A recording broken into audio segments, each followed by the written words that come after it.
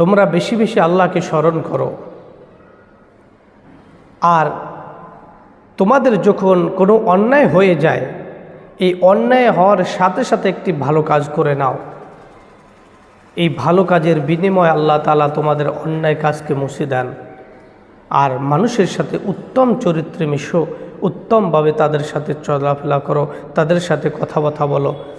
এখানে রাসূল সাল্লাল্লাহু আলাইহি সাল্লাম দুটি কথা বলেছেন। একটি কথা হলো, আল্লাহ রাসূল সাল্লাল্লাহু আলাইহি সাল্লাম বলেন অন্যায় হওয়ার সাথে সাথে একটা ভালো কাজ করো, তাহলে এই যে অন্যায়টা হলো, এই অন্যায়টা ভালোর বিনিময়ে আল্লাহ তাআলা মুছে দেন। দ্বিতীয় কথা হলো, তোমরা মানুষের সাথে খুব ভালো চরিত্র নিয়ে তাদের সাথে মিশবে, অর্থাৎ উত্তম চরিত্র নিয়ে তাদের সাথে তোমরা চলাফেরা করবা।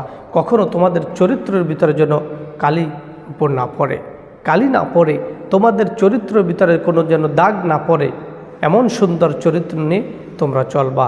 আল্লাহ তাআলা আমাদের এই দুটি জিনিস মানার তৌফিক দান করুন।